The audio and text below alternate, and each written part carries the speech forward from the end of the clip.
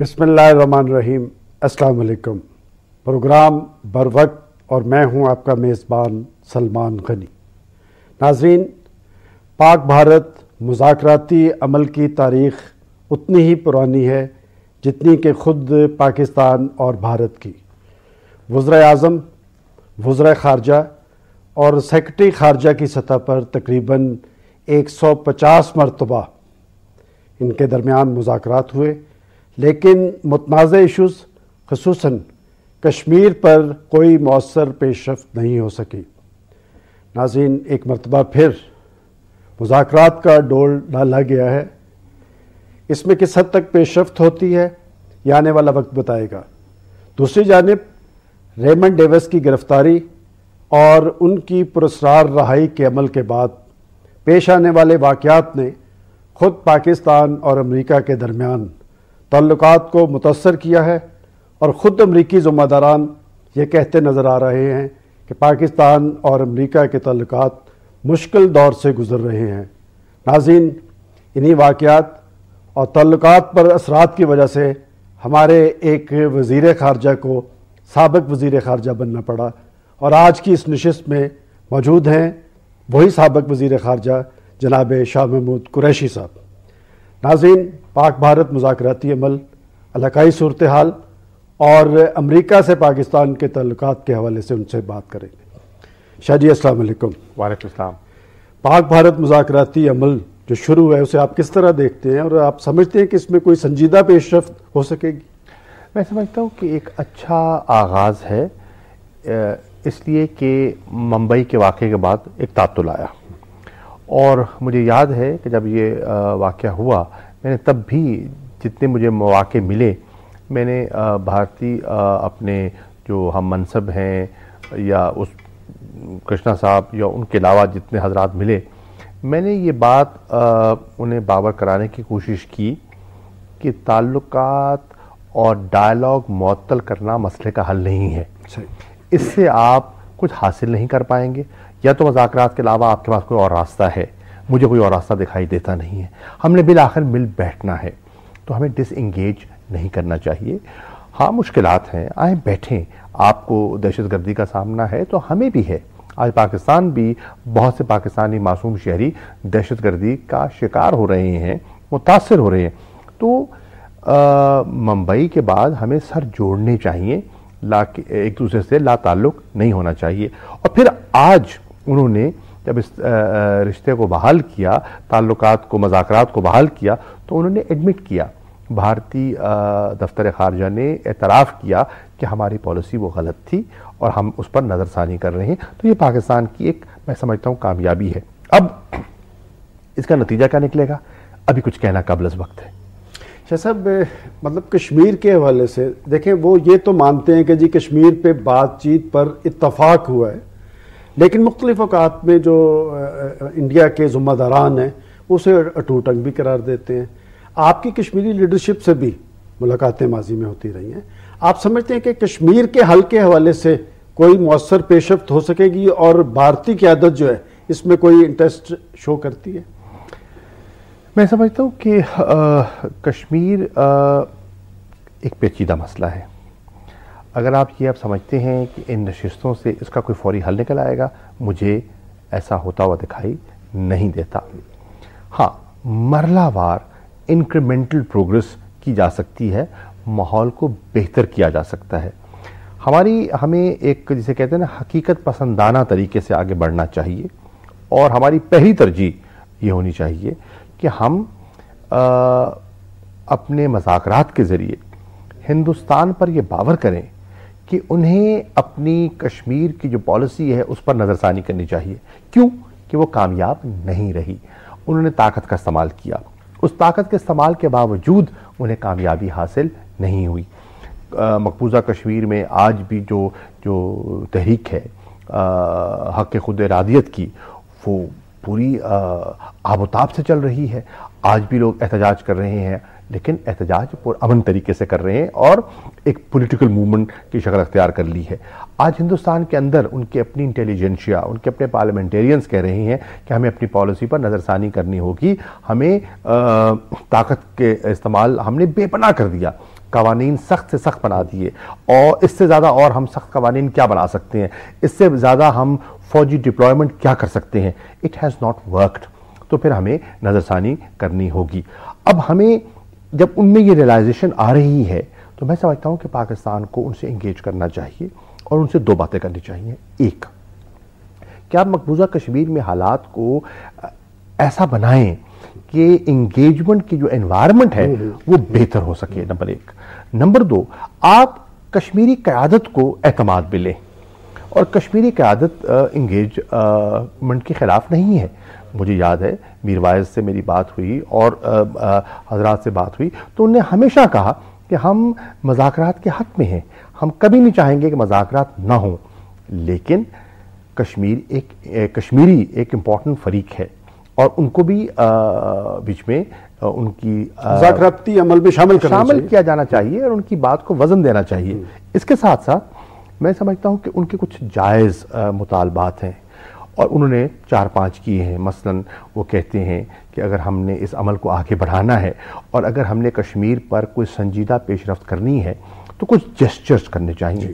مثال کے طور پر کچھ وہاں اس قسم کے لاز ہیں، اس قسم کے قوانین ہیں جو کہ ڈرکونین ہیں. ہندوستان ان پر نظر ثانی کرے. وہ سمجھتے ہیں کہ جو ان کی جو ملٹری پریزنس ہے وہاں، ڈپلائمنٹ ہے، ڈی ملٹرائزیشن ہونی چاہیے جی، اور ماحول بہتر کرنے میں وہ مددگار ثابت ہوگی. تو ہم اگر بتدریج آگے ایسے بڑھتے ہیں، مثال کے طور پہ ہماری آمد و رفت میں آسانی پیدا ہوتی ہے، ہماری across line of control trade اور تجارت میں اضافہ ہوتا ہے اور کشمیریوں کی جو روزمرہ کی زندگی میں بہتری آتی ہے اور ان پر جو جبر اور تشدد ہے وہ کم ہوتا ہے، تو میں سمجھتا ہوں کہ اس کو بھی میں ایک پیش رفت کہوں گا. لیکن ایک پروسیس چلنے دیں اور پروسیس چلتا رہے گا تو کہا کہ خود انڈیا نے اپنے طرز عمل میں نظر ثانی کی کہ ہمیں یہ جو مذاکرات میں تعطل آیا تھا وہ نہیں آنا چاہیے تھا. ہماری موجودہ وزیر خارجہ بھارت گئیں اور تجارت اور دیگر ایشوز پہ بات چیت کے ساتھ دونوں وزراء خارجہ نے اس امر پہ اتفاق کیا کہ کشمیر پہ بھی بات چیت اور اس پہ پیش رفت ہونی چاہیے. لیکن آپ یہ دیکھیں کہ دوسری طرف انڈیا نے علی گیلانی اور دوسرے لوگ جو کشمیری لیڈرشپ ان سے ملی، بقول آپ کے پچھلے دنوں آپ نے یہ کہا کہ ایک روایت ہے کہ جب بھی پاکستان سے کوئی ذمہ دار جاتے ہیں تو کشمیری لیڈرشپ سے ملتے ہیں. لیکن شاہ صاحب انہوں نے اس پہ اظہار ناراضگی کیا اور خود پاکستانی وزیر خارجہ نے اس کی تصدیق کی. کیا اس کے بعد بھی ہم یہ سمجھیں کہ کشمیر کے حوالے سے وہ مخلص ہوں گے؟ دیکھیے، اظہار ناراضگی بنتا نہیں ہے کیونکہ وہ خود ان سے انگیج کرنا چاہ رہے ہیں، وہ خود ان سے بات کرنا چاہ رہے ہیں. ان نے خود ان کو دعوتیں دی ہیں کہ آئیں، ان کو دلی کی دعوت دی ہے، آئیں بیٹھیں ہم سے بات کریں. ٹھیک ہے، انہوں نے کہا ہم بات کرنے سے انکار نہیں کرتے، لیکن ہماری کچھ شرائط ہیں، وہ شرائط آپ تسلیم کریں اور ماحول کو بہتر کریں تو ہم انگیج کرنے کے تیار ہیں. وہ انہوں نے پاکستان کو کبھی نہیں روکا کہ پاکستان ہندوستان کے ساتھ جو ہے دو طرفہ جو ہے مذاکرات وہ نہ کرے. تو کشمیری لیڈرشپ کی جو سوچ ہے وہ منفی نہیں ہے، وہ مثبت ہے اور وہ تسلیم بھی کرتے ہیں کہ ایک تنازع ہے، اس تنازع کا وہ ایک فریق ہے.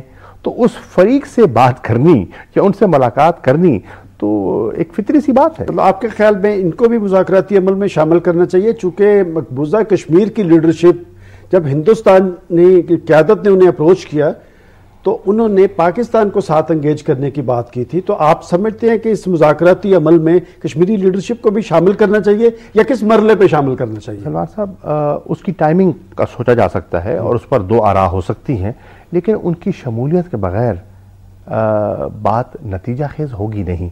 ان کو بالآخر آپ کو شامل کرنا ہوگا، ان کو میز پہ بٹھانا ہوگا، ان کی بات سننی ہوگی. کیونکہ متاثر کون ہو رہا ہے؟ متاثرین تو وہ ہیں. جانیں کس کی ضائع ہو رہی ہیں، ٹورزم کن کا متاثر ہو رہا ہے، ٹریڈ کن کی متاثر ہو رہی ہے، گھر کن کے اجڑ رہے ہیں، وہ تو کشمیریوں کے اجڑ رہے ہیں نا. تو ان کو آپ فریق نہ سمجھیں، ان کو ساتھ نہ بٹھائیں تو بات آگے چلے گی نہیں. شاہ صاحب، ماضی میں جنرل پرویز مشرف کے دور میں ایک خفیہ ڈپلومیسی کا عمل شروع ہوا تھا اور ماضی میں خود پرائم منسٹر یوسف رضا گیلانی نے بھی ایسی بات کی تھی. خفیہ غالباً آپ اس وقت خود فارن منسٹر تھے. کیا اس وقت بھی کوئی خفیہ ڈپلومیسی کا عمل چل رہا ہے؟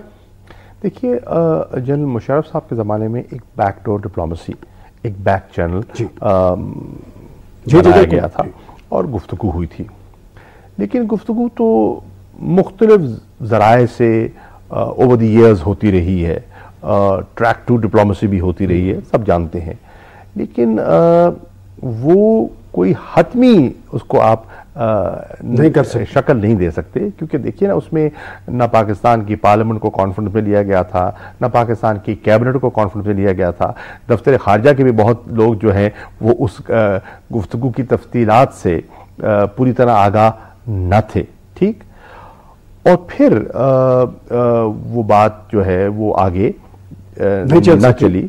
اب بیک چینل کی اپنی افادیت ہے، اسے انکار نہیں کیا جا سکتا، کیونکہ کئی دفعہ ایسا ہوتا ہے کہ آپ کو خاموش ڈپلومیسی کرنی پڑتی ہے، چیزوں کو کسی نہج پر لانا پڑتا ہے اور پھر آپ ان کو ڈسکس کرتے ہیں، لیکن ایسا آج کل نہیں ہو رہا، اور کوئی بیک چینل سرگرم نہیں۔ اس کی وجہ یہ ہے کہ جب میں وزیر خارجہ تھا، میں ان کو یہ کنونس کرنے کی کوشش کرتا تھا کہ بیک چینل ممکن ہی نہیں ہے جہاں فرنٹ چینل ہی نہیں ہے، تو بیک چینل، فرض کیجئے بیک چینل پہ آپ پیش رفت کر بھی لیتے ہیں تو ماحول سازگار نہیں ہے، لوگوں کے ذہن کو بنانا ہے، لوگوں کو قائل کرنا ہے، آپ ہوا میں بات نہیں کر سکتے۔ ایک عام تاثر یہ ہے کہ پاکستان اور انڈیا کے درمیان جو جاری مذاکراتی عمل ہے، اس میں امریکہ اور کچھ بین الاقوامی قوتیں بھی سرگرم ہیں۔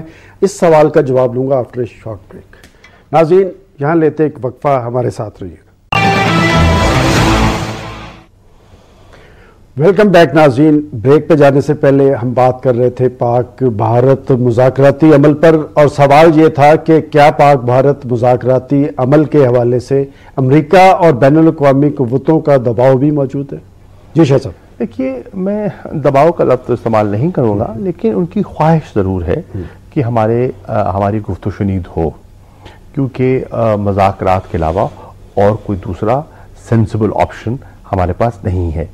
اب دو ایٹمی قوتیں ہیں، اس خطے کا امن، اس خطے کی اسٹیبلٹی جو ہے وہ بہت امپورٹنٹ ہے، نہ صرف خطے کے ممالک کے لیے امپورٹنٹ ہے، لیکن اوورآل جنرلی بھی اس کی ایک بڑی سگنیفیکنس ہے، اس کی امپورٹنس ہے۔ تو اگر بات چیت ہو رہی ہوتی ہے تو ٹیمپریچرز جو ہوتے ہیں وہ کنٹرولڈ رہتے ہیں، آپ چیزوں کو مینج کر پاتے ہیں، اور تناؤ کشیدگی جو ہے وہ خطے کے امن کے لیے مناسب نہیں ہے۔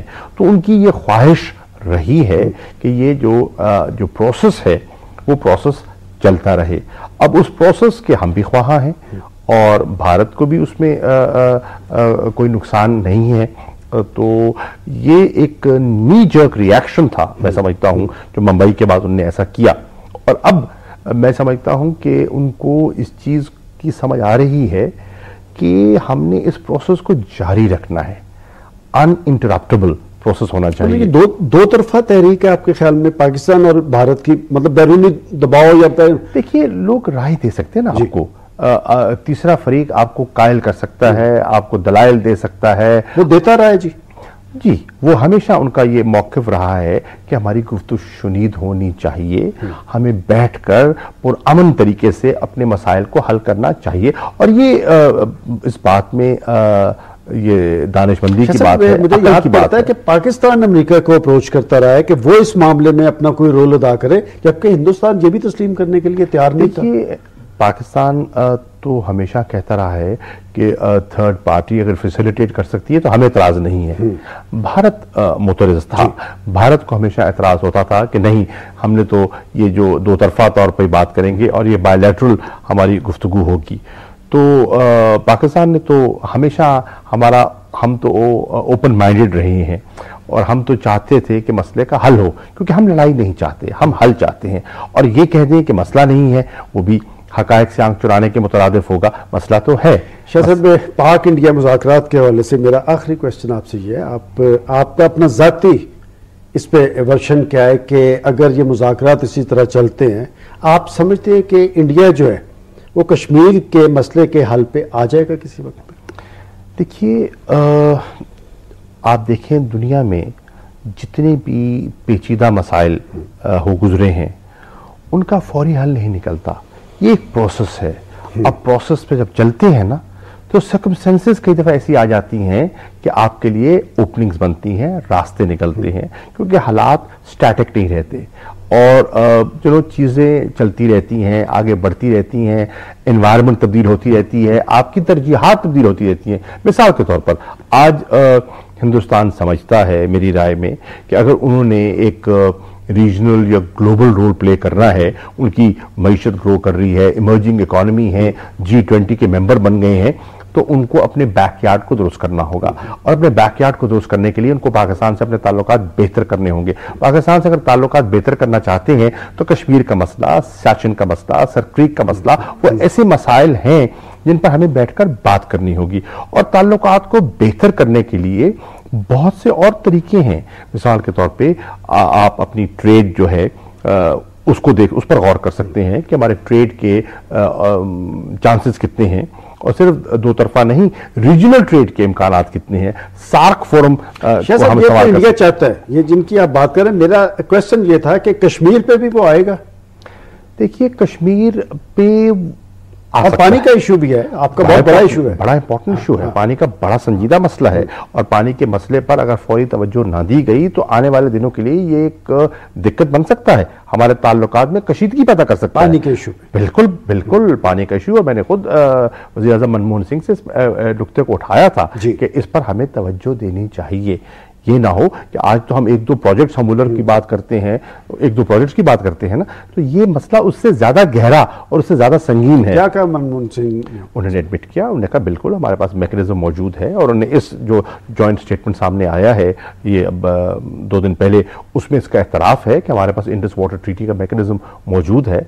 It has worked well in the past और हम उसी मैकेनिज्म को इस्तेमाल करते हुए आगे बढ़ेंगे और उसकी स्पिरिट को, जो ट्रीटी की स्पिरिट है, उसको मेंटेन करेंगे। कश्मीर पानी का तो आपने बता दिया, लेकिन कश्मीर पे मैं समझता हूं कि कश्मीर का एक ऐसा मसला है जिसका हल खुल के बात करें, खुल के बात करें। आप हमारे नाज़रीन ये तवक्को करते हैं कि आप अब खुल के बात करने की पोजीशन में हैं। बिल्कुल मैं कर रहा हूं, मैं खुल के बात कर रहा हूं। भारत को भी मतलूब है। इस वक्त देखिए कि दुनिया की बहुत बड़ी डिप्लॉयमेंट और कॉन्सेंट्रेशन ऑफ फोर्स जो है वो मकबूजा कश्मीर में है।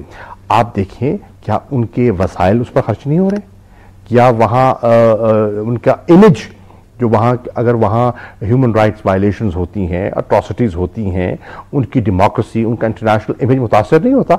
यकीनन होता है।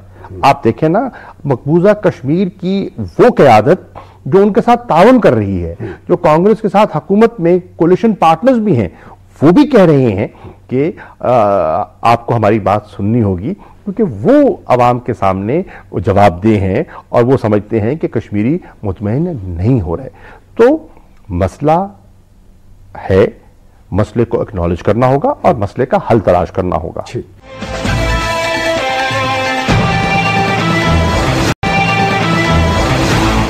थोड़ा सा आगे चलते हैं। हिलरी क्लिंटन साहब हाल ही में हिंदुस्तान के दौरे पे गई। उन्होंने जहाँ पर पाकिस्तान के हवाले से बहुत सारे तहफ़्फ़ुज़ात ज़ाहिर किए, वहाँ पर उन्होंने हिंदुस्तान के एशिया पैसिफिक रोल की बात की है। इसे आप किस तरह देखते हैं? उनका अपना नुक्ता नज़र है। वो चाहते हैं, उनकी गालिबन राय है कि हिंदुस्तान को अपना रोल प्ले करना चाहिए, एक रीजनल रोल प्ले करना चाहिए, और ये उनकी ख्वाहिश हो सकती है। और वो समझते हैं कि अगर हिंदुस्तान के साथ जैसे उनके ताल्लुकात बेहतर हो रहे हैं तो वो उनके बोझ किसी हद तक उनका बोझ बांटें इन यू नो जिसे कहते हैं ना पुलिसिंग द एरिया।